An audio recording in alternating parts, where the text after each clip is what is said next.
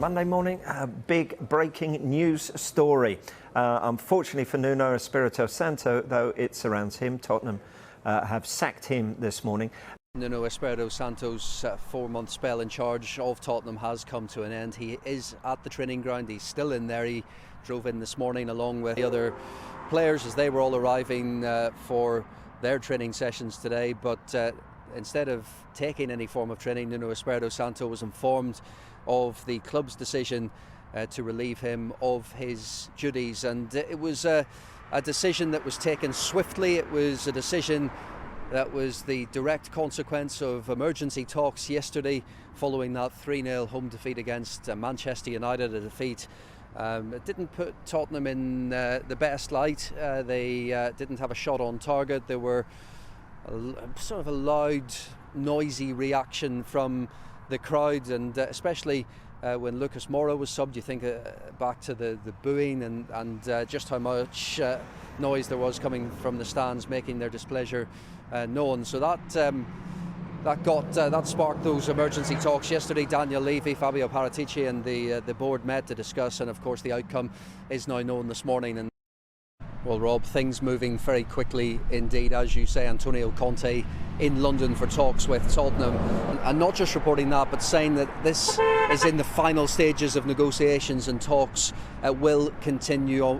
What a coup this would be for Tottenham, and of course Tottenham fans will be thinking they've been here before, we've been here before, because obviously they tried to get Antonio Conte in the summer. He was a key target for them, and it didn't happen. In fact, it was the beginning of what turned out to be a long drawn-out saga to find the next Tottenham manager. Eventually Nuno Espirito Santo found his way into that position. Well, now that he has gone 4 months after taking the job, Antonio Conte is again somebody who is so high up on that list and somebody that Tottenham want.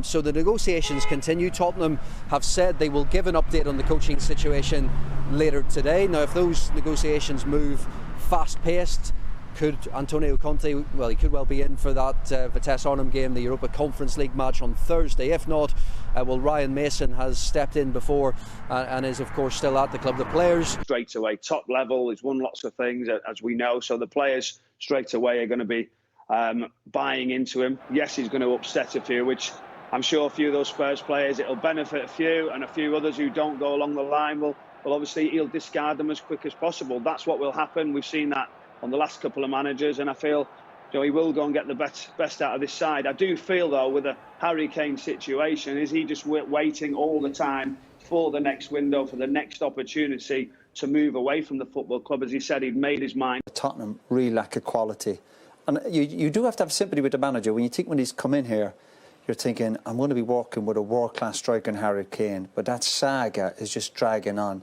Kane's not recovered from it, the team haven't, and it must be really hurting the manager to think, I thought I'd have a top man up front who at least would be getting us goals.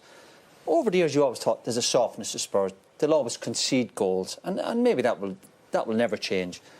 But you're thinking going forward, Spurs will always cause you problems. They've always had top strikers, and players that can hurt you.